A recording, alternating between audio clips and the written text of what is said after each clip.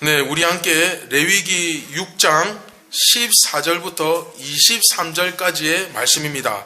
주님을 생각나게 하는 사람이라는 제목으로 레위기 6장 14절부터 23절까지의 말씀을 우리 함께 보도록 하겠습니다. 다 찾으셨습니까? 네, 그러면 14절부터 함께 교독하고 말씀을 제가 읽으면서 같이 한번 보도록 하겠습니다. 지난 시간부터 이스라엘의 5대 제사를 우리가 다시 다루고 있습니다. 이건 이제 제사장의 관점이죠.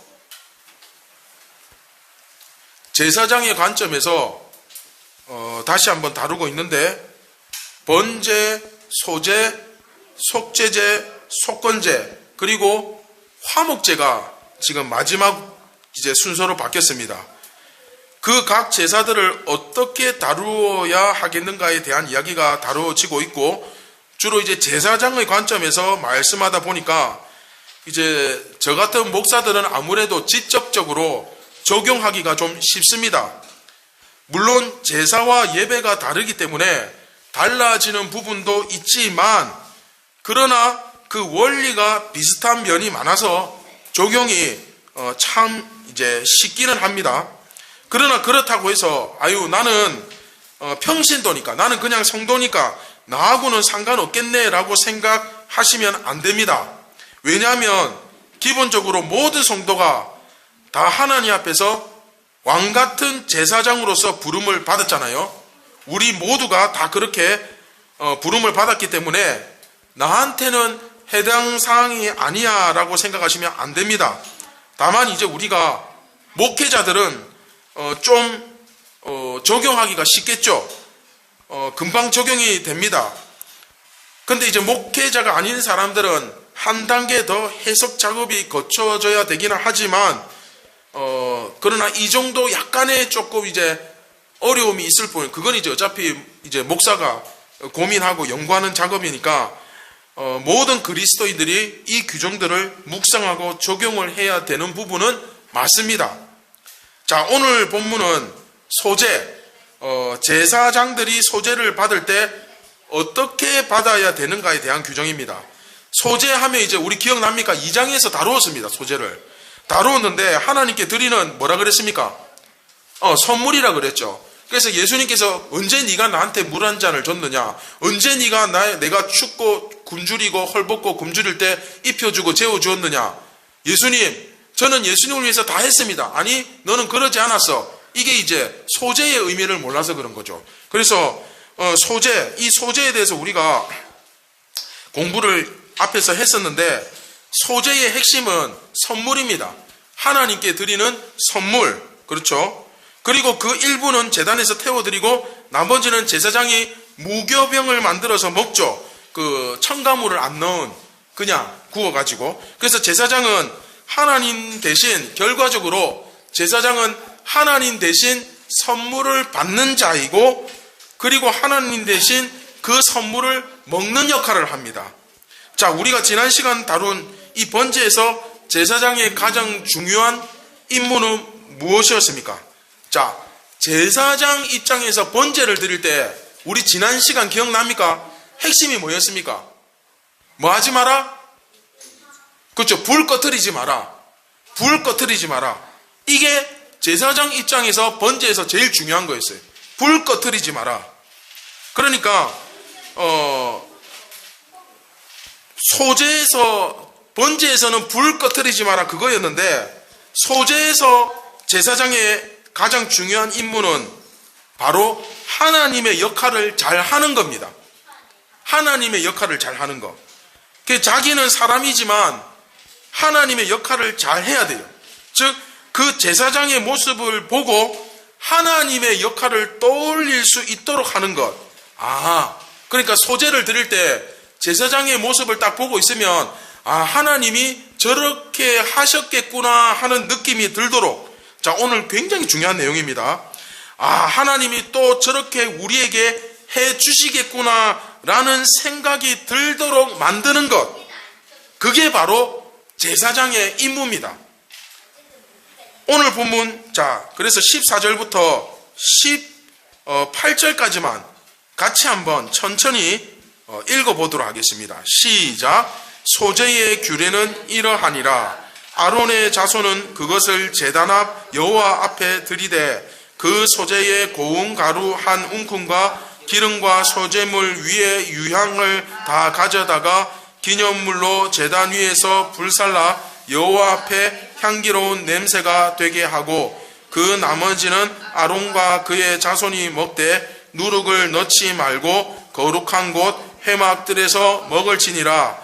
그것에 누룩을 넣어 굽지 말라. 이는 나의 화제물 중에서 내가 그들에게 주어 그들의 소득이 되게 하는 것이라. 속죄제와 속건제 같이 지극히 거룩한즉 아론 자손의 남자는 모두 이를 먹을지니 이는 여호와의 화제물 중에서 대대로 그들의 영원한 소득이 됨이라. 이를 만지는 자마다 거룩하리라. 아멘. 2장에서도 소제의 규례가 나와 있지만 여기서도 짧게 언급을 하죠. 이제 고운 가루 한 움큼과 기름과 소제물 위에 유향을 다 가져다가 기념물로 태우고 나머지는 받아서 먹으라고 되어 있는데, 제사장들은 그 소제물로 바쳐진 밀가루에 물, 소금, 기름만 첨가해가지고 이제 그것을 반죽해가지고 구워 먹도록 되어 있습니다. 그들이 그 소제물을 먹는다는 것 자체가 하나님께서 이 소제물을 기쁘시게 받으셨다는 의미가 됩니다. 그래서 함부로 다니면서 먹을 수 있는 것도 아니고 그 해막들 안에서 먹습니다. 즉 다시 말하면 이 먹는 것 자체가 뭐다? 제사의 일부다. 그렇죠? 아이고 이거 밀가루 남았으니까 빵 만들어 먹자, 아이고 맛있겠네, 이런 게 아니라 그 안에서 무교병을 구워가지고 그 해막들 안에서 성소 바깥으로 들고 나가면 안 됩니다. 그 안에서 그것을 먹도록 되어 있습니다. 이것은 그 먹는 행위 자체가 그냥 배고파서 그냥 식용으로 먹는 게 아니라, 이 끼니를 때우는 것이 아니라, 이것이 그러니까 먹는 것 자체가 이게 제사예요. 제사, 예배예요. 번제단에서 우리 지난 시간 그 재청소하는 거, 이것도 그냥 청소가 아니라 이 청소도 예배라는 거예요. 그래서 치울 때 그 의복을 입고 딱 예의를 갖추어서 청소하듯이 오늘 본문에서도 이 소제를 드릴 때 그 먹을 때도 이 먹는 것도 제사기 때문에 거룩한 사역의 일부분. 그래서 무교병 만들어 먹는 일도 역시 거룩하게 여겨져야만 했다. 그래서 오늘 본문 조금 전에 읽은 17절, 18절에 보면 거룩하다, 지극히 거룩하다, 거룩하다, 이 말을 계속 붙이고 있죠. 그래서 이제 이스라엘 백성들은 소제를 바친 후에 그 일부가 태워지며 그 안에 향기로운 냄새를 퍼뜨리는 것과 그 안에서 제사장들이 그것을 반죽하여 무교병을 만들어 먹는 것을 보면서, 이 장면을 보면서 하나님께서 자기가 드린 선물을 지금 기쁘게 받으시고 있다, 그 생각을 했을 겁니다. 예. 이처럼 제사장은 거기서 제사를 드리는 모습, 또 번제단에 불을 태우고 하는 그 모든 모습 뿐만 아니라 먹는 모습, 무교병 구워서 먹는 모습까지도 하나님의 모습을 드러내는 사역을 했던 거예요. 이해됩니까? 그런 것을 통해서도 하나님의 모습이 드러나야만 했다. 그러니까 중요한 건 뭐냐? 여기서 포인트는 먹는 거 그거 별거 아닌 것 같지만 제사장은 심지어 먹을 때도 하나님의 모습이 드러나야 된다. 네, 그렇죠? 지금 이게 뭘 중요하게 여기는지 아시겠죠? 자, 다시 한번 19절부터 이제 계속 읽어보겠습니다. 전체적인 적용과 묵상은 나중에 하도록 하겠습니다. 자, 19절부터 23절 또 같이 한번 읽어봅시다. 시작. 여호와께서 모세에게 말씀하여 이르시되 아론과 그의 자손이 기름 부음을 받은 날에 여호와께 드릴 예물은 이러하니라. 고운 가루 10분의 1 에바를 항상 드리는 소제물로 삼아 그 절반은 아침에 절반은 저녁에 드리되 그것을 기름으로 반죽하여 철판에 굽고 기름에 적셔 썰어서 소재로 여호와께 드려 향기로운 냄새가 되게 하라. 이 소재는 아론의 자손 중 기름 부음을 받고 그를 이어 제사장 된 자가 드릴 것이요 영원한 규례로 여호와께 온전히 불사를 것이니 제사장의 모든 소재물은 온전히 불사르고 먹지 말지니라. 자, 이제는 제사장도 소재를 드려야 된다는 규정이 나옵니다. 원래는 백성들이 소재를 드리면 제사장이 그것을 받아서 맛있게 먹으면서 하나님께서 이것을 기쁘게 받으셨다, 뭐 이렇게 이제 표현하는데, 이제는 제사장 너희들도 소재 바쳐라. 그런데 다른 백성들이 소재물 가지고 오면 그 소재물 중에서 한 움큼 떼고 기름과 유향을 얹어서 태우고 나머지는 무교병을 만들어서 이제 먹고 하는데, 그 무교병은 지극히 거룩한 빵이고 그것을 먹음으로써 소재물을 바친 백성들은 하나님께 선물을 바친 것이 된다라고 규정을 했잖아요. 그죠? 근데 그것을 이제 먹는 제사장도 바쳐야 돼요. 제사장은 하나님을 드러내는 사람입니다. 그러나 그렇다고 해서 이 제사장이 자칫 잘못하면 착각을 하게 돼요. 자기가 하나님인 줄 알아요. 자꾸 그러다 보면. 그러니까 하나님께서 제사장의 위치를 깨닫게 하기 위해서 네가 그것을 받아 먹고 그것을 기쁘게 먹는다고 해서 네가 하나님은 아니야. 이걸 깨닫게 하시려고 너도 바쳐. 이렇게 된 거예요. 이해됩니까? 그래서 자기도 소재물을 먹지만 또한 그 소재물을 하나님께 드림으로써 나도 나에게 소재물을 가져오는 저 백성들과 마찬가지로 하나님께 소재를 드려야만 하는 존재다라는 것을 기억하도록. 그래서 20절에 아론과 그의 자손이, 그러니까 제사장들이 기름 부음을 받은 날에 라고 기록되어 있는데, 자 여러분 이거는 20절에 아론과 그의 자손이 기름 부음을 받은 날에, 이거는 자칫 잘못하면 기름 부음 받았다, 제사장이 된 날에 뭐 이렇게 오해할 수 있는데, 이거는 기름 부은 날부터 이렇게 해석하시면 됩니다. 그러니까 기름 부음을 받은 날부터 시작해서 지금까지 어떻게 하라는 겁니까? 아침 저녁으로 10분의 1 에바, 그러니까 10분의 1 에바면 2리터거든요. 그러니까 2리터를 1리터씩 나누어 가지고 아침에 1리터, 저녁에 1리터, 그래가지고 사람들은 의무는 없습니다. 소재를 드릴 때 자기가 하나님께 선물 드리고 싶을 때 드리는 거예요. 그런데 제사장은 그렇지 않습니다. 의무적으로 아침, 저녁으로 빠지지 않고 매일 소재를 드려야 돼요. 어떻게 보면 백성들보다 더 과하지요. 제사장은 무조건 아침, 저녁으로 매일 2번씩 소재를 바쳐야 됩니다. 백성들하고 차이가 뭡니까? 백성들은 드리고 싶을 때 드리지만 제사장은 하루도 빠지지 않고 매일매일 드려야 된다. 자, 제사장들이 이 소재를 드릴 때 가루를 가지고 이렇게 일부를 태울 수가 없습니다. 왜냐하면 다 태워 드려야 돼요. 왜냐하면 백성들이 가지고 왔을 때는 그것을 태우고 반죽을 해서 먹잖아요. 근데 제사장은 자기가 소재를 드려가지고 자기가 그걸 반죽해서 자기가 먹으면 좀 이상하잖아요. 그래서 제사장이 드린 소재물은 다 태워버려요. 제사장이 드리고 자기가 드린 사람이 먹고 하면 좀 이상하잖아요. 그래서 제사장이 한 것은 다 태워버립니다. 그래서 이제 소재물 중에서 이제 드릴 때 제일 비싼 게 뭡니까? 유향이거든요. 유향. 근데 여러분, 아침 저녁으로 소재를 제사장이 매일 2번씩 드리는데 그 드릴 때마다 바칠 유향이 제사장이 경제적으로 있겠습니까? 없겠습니까? 없어요. 제사장은 그렇게 부유하지가 않거든요. 그것도 매일 유향을 해서 한다 못해요. 그러니까 그렇게 여러분 소재 드릴 때 기억납니까? 유향을 섞어서 그렇게 할 형편이 안 되는 사람들은 뭘 바쳐라? 정성을 바쳐라. 정성이라도 바쳐라. 그럼 그 정성이 뭐냐? 네가 직접 요리를 해서 하나님께 드리면 된다. 그래서 제사장들은 형편이 안 되니까 요리를 해서 철판에다 구워가지고 그것을 썰어가지고 제사장들은 바치는 거예요. 유향을 섞을 형편이 안 되니까. 그래서 제사장이 왜 이렇게 하겠습니까? 제사장이 계속 그 백성들로부터 소제물을 받다 보면 자기가 아까도 말씀드렸지만 자기의 위치가 하나님처럼 된 것처럼 되어버릴 수가 있거든요.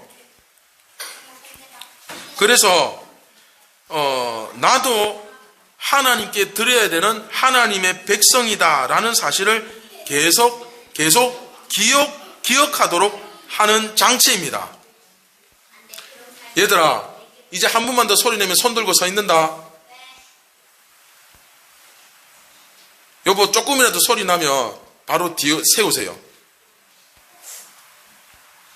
즉, 제사장들은 자신이 다른 백성들의 소제물을 먹는 자일 뿐만 아니라 또한 하나님께 소제물을 바치는 자이기도 하다는 사실을 이 매일 드리는 소제를 통해서 기억해야만 합니다. 제사장이 이렇게 번제와 소제에서 여러 가지 규례들, 번제에서는 뭐라 그랬습니까? 불을 꺼뜨리지 마라. 불을 지켜라. 그리고 소제에서는 매일 아침 저녁으로 소제를 드리면서 내가 비록 저 백성들로부터 소제를 받는 사람이지만 그러나 이것이 결코 내가 대단해서 하나님처럼 높아져서가 아니라 다만 하나님의 역할을 감당해야 되는 사람이기 때문에 단지 그것뿐이다 하는 것을 기억하도록 하게 만드는 거예요. 여기까지 이해 다 되셨습니까? 자, 그러면 이제 한번 정리해 봅시다. 그러면 여러분, 제사장들이 결국 하는 일이 뭡니까? 결국 이겁니다. 이스라엘의 하나님을 그 백성들 앞에 드러내는 것. 이스라엘의 하나님을 그 백성들 앞에 드러내는 것. 그 백성들이 제사장을 이렇게 보면 하나님이 무조건 생각나야 돼요.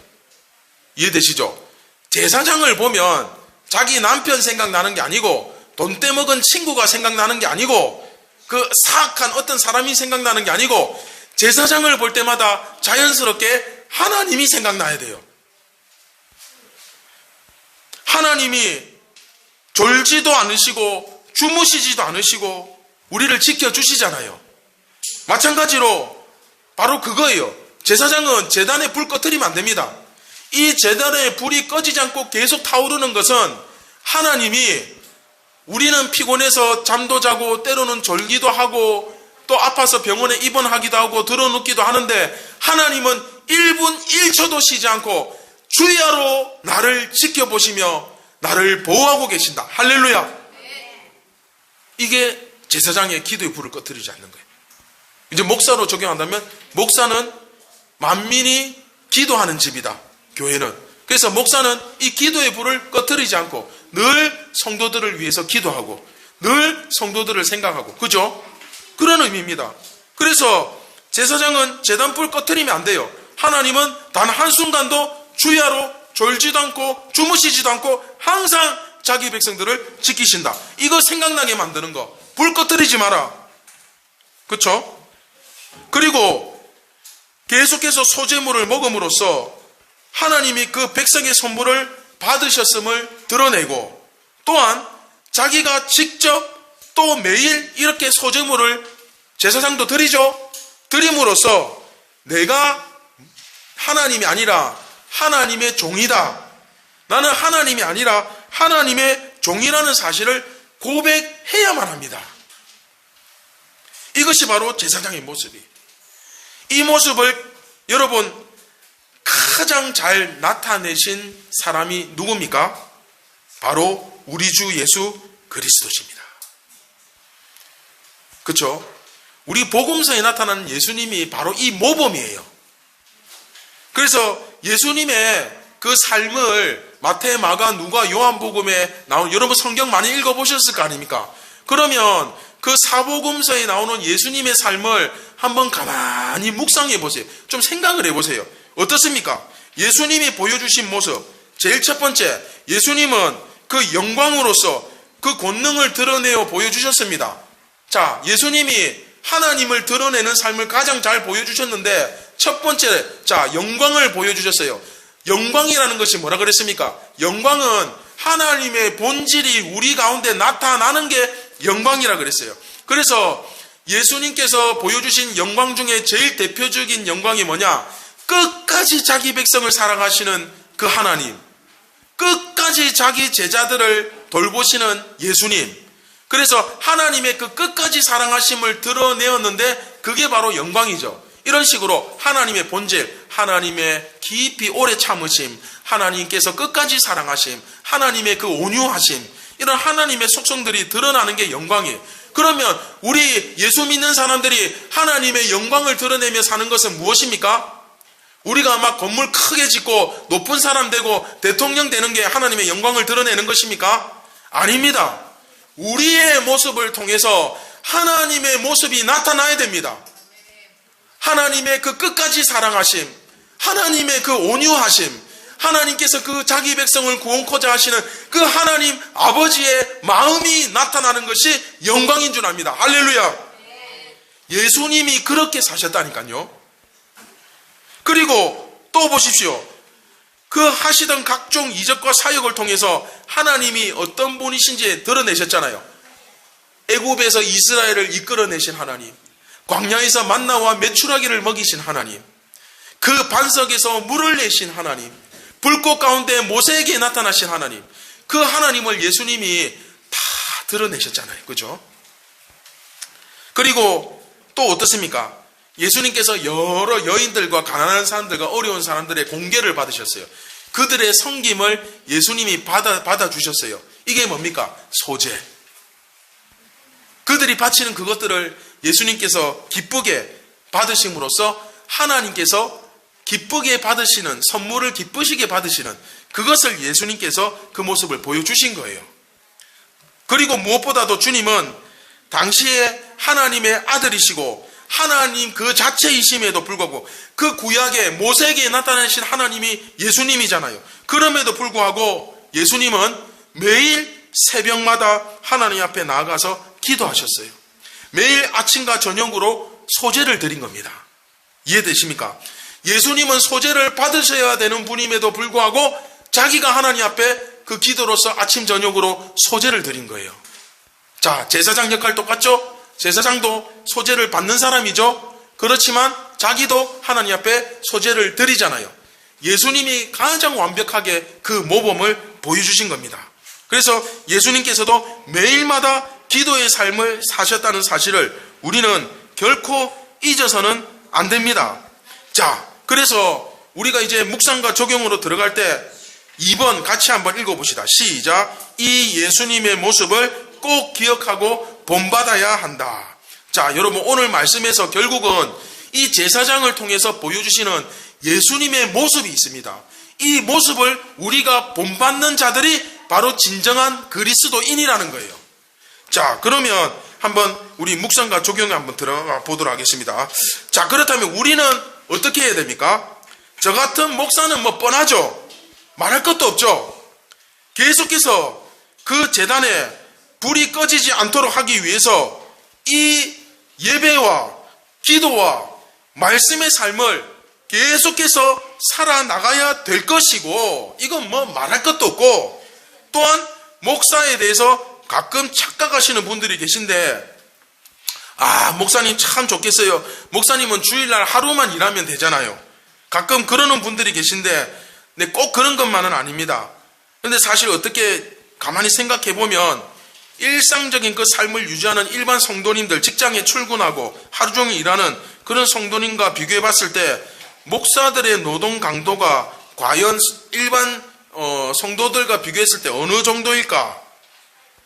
저는 이거는 좀 애매한 것 같아요. 왜냐하면 이 목사가 가지고 있는 그 포지션과 환경과 역할에 따라 좀 다른 것 같아요. 왜냐하면 제가 이제 좀 큰 교회 부목사로 있을 때는 솔직히 출근과 퇴근의 개념이 없었어요. 왜냐하면 저녁 6시에 퇴근하더라도 저녁에 장례가 터지면 또 가야 돼.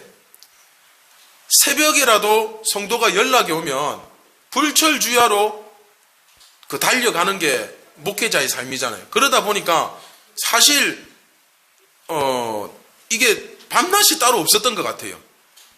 근데 이제 또 어떤 또 목사님들은 또 상황에 따라서 좀 더 여유가 있을 수도 있을 것이고, 그러나 이제 제가 근데 이 부분을 묵상해 봤을 때 뭐 개인 성향이나 상황에 따라 다르겠지만 핵심은 목사가 성도들과 비교했을 때 뭐 일상이 삶이 얼마나 바쁘냐, 얼마나 일을 많이 하냐, 적게 하느냐, 이런 것보다도 제가 주목해야 될 핵심은 목사는 그 삶의 매 순간마다 해야 되는 가장 핵심적인 일이 뭐겠습니까? 뭘까요? 제일 첫 번째는 한번 따라봅시다. 예수님처럼. 예, 목사가 해야 될 제일 중요한 일은 예수님처럼, 다시 말하면 예수님을 떠올리게 할 만한 인격과 삶을 유지해 나가는 것 자체가 목사에게 주어진 가장 큰 일입니다. 여러분 이해되십니까? 어떤 사람은 목사가 뭐 하는 사람인지도 모르고 목사에게 예수님과 닮지 않은 삶을 요구합니다.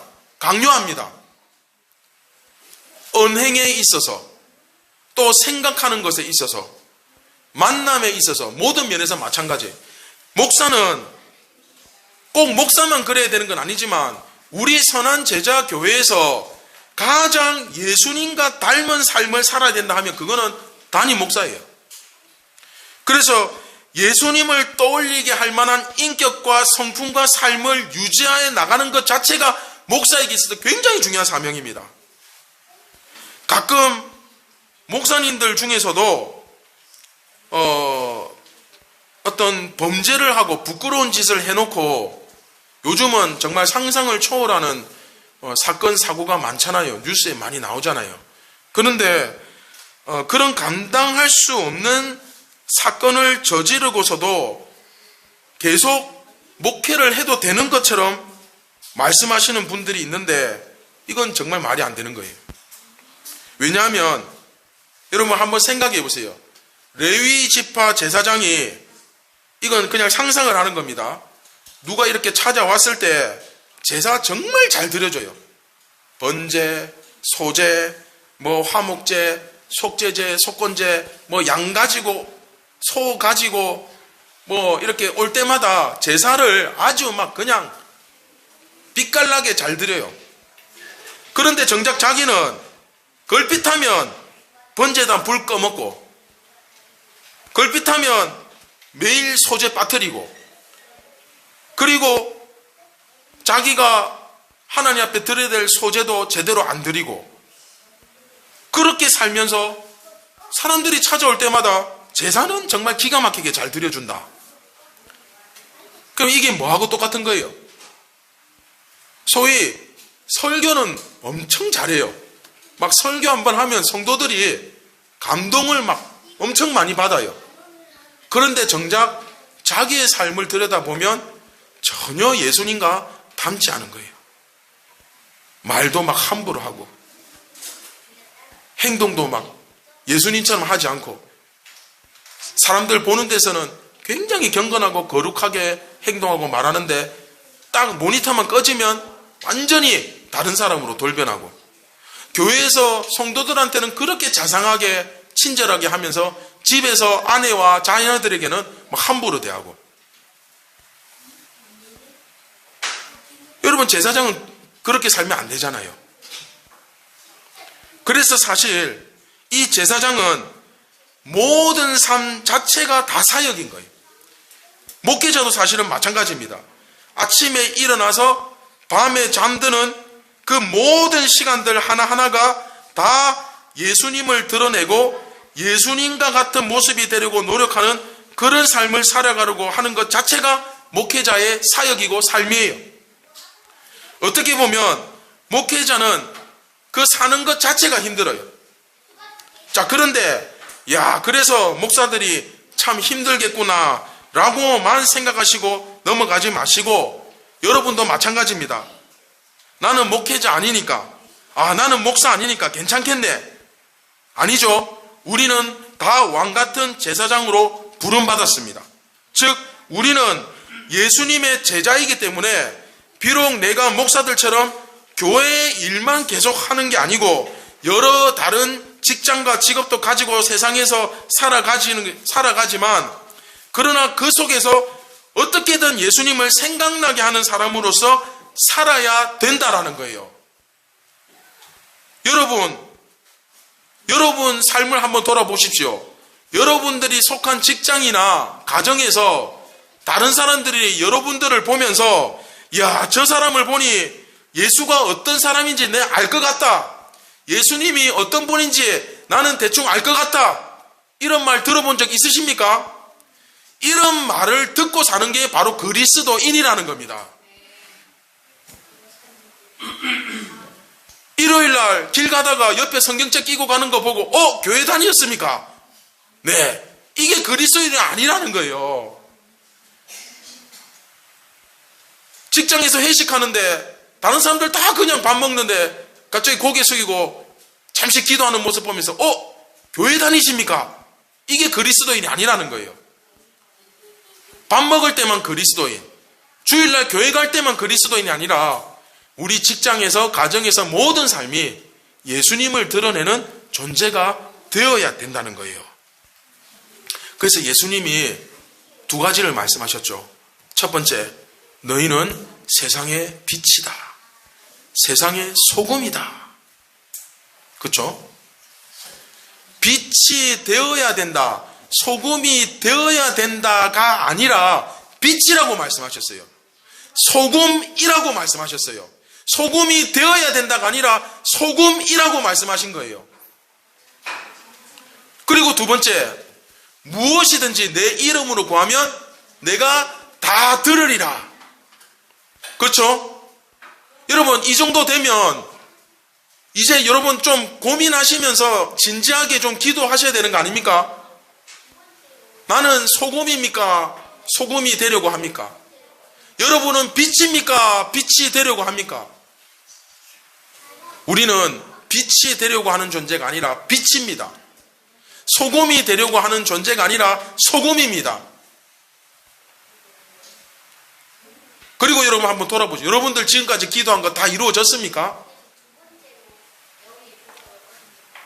우리가 정말로 예수님과 연합하여서 한 몸을 이룬 소금과 빛이라면 우리는 성령의 뜻을 따라서 기도하게 될 것이고 그 모든 기도는 다 이루어지게 될 줄 믿으시기 바랍니다. 우리의 모든 기도를 통하여 합력하여 선을 이루시는 주님을 믿으시기 바랍니다. 그래서 여러분, 이 시간 저는 여러분들에게 정말 도전하고 싶습니다. 이번 한 주간 그냥 되는 대로 사는 것이 아니라 어떻게든 예수님 닮게 해달라고, 어떻게든 예수님처럼 생각하고 예수님처럼 말하고 예수님처럼 행동하다가 예수님께 영광 돌리는 그런 삶을 우리 모두가 살게 해달라고, 그렇게 고민하고 기도하고 몸부림치는 여러분들 되었으면 좋겠습니다. 그리스도인은 예수님을 닮아가는 사람이기도 하지만 또한 이 세상에 예수님을 대신하는 사람이기도 합니다. 여러분, 예수님은 이제 이 세상 구원하지 않습니다. 예수님은 이 세상을 위해 기도하지 않습니다. 그러면 누가 이 세상을 구원합니까? 누가 이 세상을 위해서 기도합니까? 바로 예수님의 제자인 여러분들인 줄 믿으시기 바랍니다. 예수님은 하늘과 땅의 모든 권세를 여러분들에게 맡기셨습니다. 여러분들을 통하여 이 세상이 심판을 받기도 하고 구원을 받기도 합니다. 우리의 존재가 그렇게 엄청난 존재입니다. 하나님께서 주신 권세와 그 믿음의 능력을 가지고 담대함을 가지고 이번 한 주간 예수님을 대신하는 사람답게 능력으로, 온유함으로, 겸손함으로 힘있게 살아가는 저와 여러분 모두가 되시기를 주님의 이름으로 축원드립니다.